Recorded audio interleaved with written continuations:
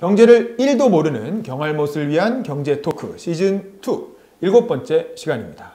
자, 이번에는 최근에 아주 뜨거운 열풍이 일고 있는 주식 문제를 다뤄보겠습니다. 저희가 지난 시간에 시즌2 처음 시작하면서도 존니 씨 얘기하면서 주식 문제를 다뤘는데 그때 우리가 2,500, 600, 700 이 정도 수준에서 얼마나 더 오르겠느냐 뭐 이런 얘기를 좀 나눴잖아요. 근데 지금 뭐 3,000을 훌쩍 돌파해서 3,100, 200 뭐 이런 수준까지 올라와 있고 이게 실제로 방송이 나갈 땐 얼마나 더 올라갔을지 혹은 내렸을지 알 수가 없는 상황인데 그러다 보니까 이제 동학개미운동에 참여했던 많은 분들이 이익 실현을 하셨지만 그래서 이제 뭐 많이 돈을 버신 분들도 있고 뭐 그렇다고 해요.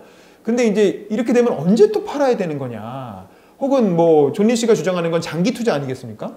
좀 더 그냥 갖고 있어라. 뭐 이익 좀 봤다고 팔 생각하지 말고 평생을 갖고 있다가 퇴직 이후에 퇴직금으로 뭐 그 노후 자금으로 써라. 이게 이제 존니 씨의 기본적인 메시지인데 그럼 계속 들고 있어야 되는 건지 아니면 3,100, 200이 됐으니까 이제는 좀 팔아서 차익 실현을 해도 되는 건지 어느 정도 타이밍이 좋다고 볼 수 있을까요? 참 어려운 질문입니다.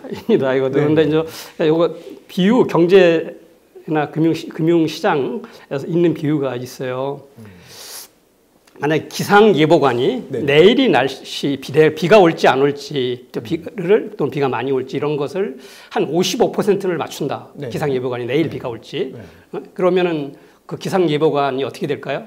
55%면은 조금 혼나지 않을까요? 잘릴 가능성이 크죠. 더 잘 맞춰야 될 것 같은데요. 근데 내일 주가가 오를까 내릴까 이걸 55%를 맞추면 어떻게 될까요? 그건 굉장히 잘하는 것 같은데요. 그렇죠. 이걸 노벨 경제학상을 여러 번 탈 것 같고요. 돈도 엄청 법니다. 그렇죠.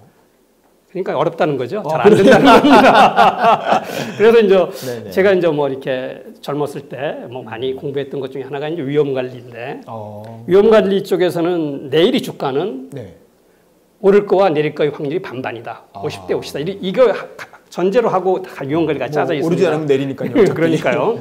그러니까 사실은 뭐 내일 주가가 지금 어떻게 될 거, 그러니까 언제 팔아라 이런 문제는 뭐 이게 뭐 맞추는 것은 굉장히 어렵죠. 그런데 그냥 어떤 기준은 제시할 수 있지 않겠습니까? 그렇죠. 정확하게 타이밍을 못 맞추더라도. 그래 이제 이것을 그냥 한번 그래도 이걸 얘기 안 하면 너무 또 재미도 없고 너무 교과서적인 얘기만 하는 것 같으니까. 그렇죠.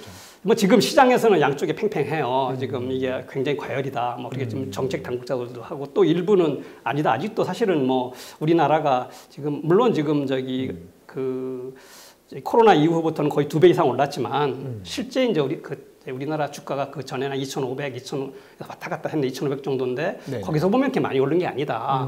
그리고 그 2,500이 굉장히 저평가돼 있는 거다. 이렇게 얘기를 해서 그렇죠. 코리아 디스카운트 이런 게 있고 뭐 그래서 지금 이게 팽팽하기 때문에 그리고 또 하나 지금 시중의 유동성이 아주 충분하다. 그래서 이제 양쪽이 있습니다.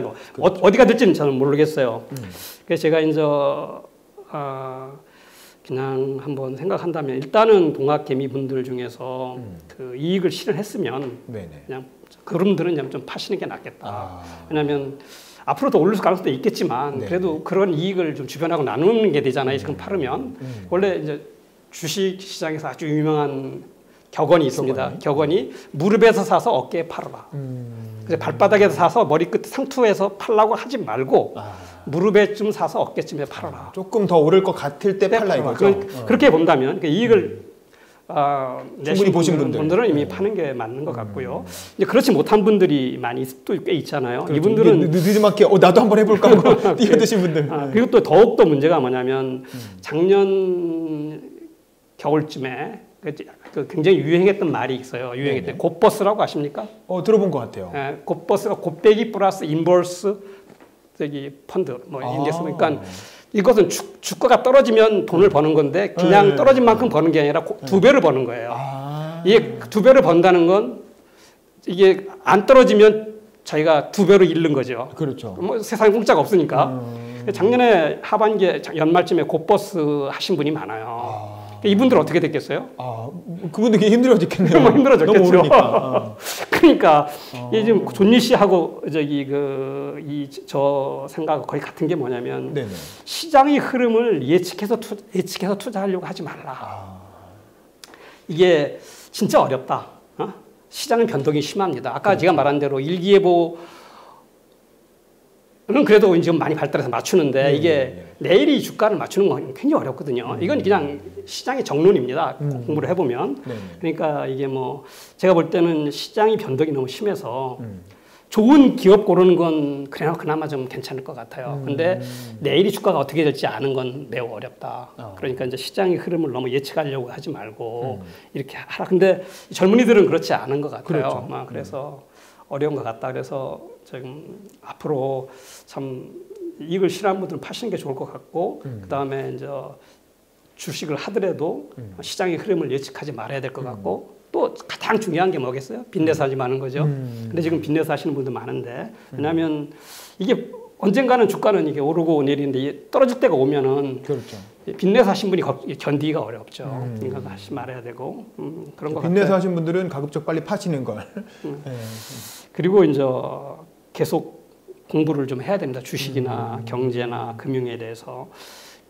제가 볼 때는 삼성전자나 뭐 LG화학 이런 게 인기주지만 이게 강남 아파트하고는 다를 것 같아요.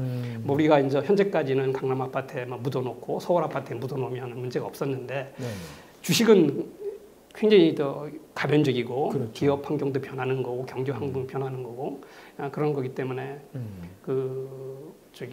뭐 이게 마이크로소프트가 막 그냥 빌 게이츠가 막 확 지배할 듯 하다가 애플한테 확 쳐지고 또 애플이 어떻게 될지 모르거든요. 그렇죠. 뭐 테슬라가 나오고 그런 것처럼 뭐 옛날에 일본의 소니 보면은 지금 뭐 우리는 삼성전자 비교할 수도 없었지만 지금도 비교하지 거꾸로 비교할 수 없는 상황이 된 거잖아요. 그러니까 이게 계속 공부하고 변화를 좀 생각을 해야 된다. 그래서 주식은 하여튼 좀 조심해서 하시라 이렇게 말씀을 드리겠습니다. 알겠습니다. 그러면 어느 정도 이익 실현이 되신 분들은 파셔도 될 것 같고 그리고 너무 늦게 뛰어드신 분들은 기업에 대한 공부를 해야 된다. 그러니까 경제 공부를 해야 된다는 거죠. 예. 주식은 그냥 그 대략적인 시장을 예측해서 함부로 할 게 아니고 기업 하나하나에 대한 공부를 통해서 예. 경제 공부와 주식 투자를 병행해 나가는 이제 그런 전략이 필요할 것 같다. 예. 뭐 이런 말씀으로 정리할 수 있을 것 같습니다. 네, 감사합니다.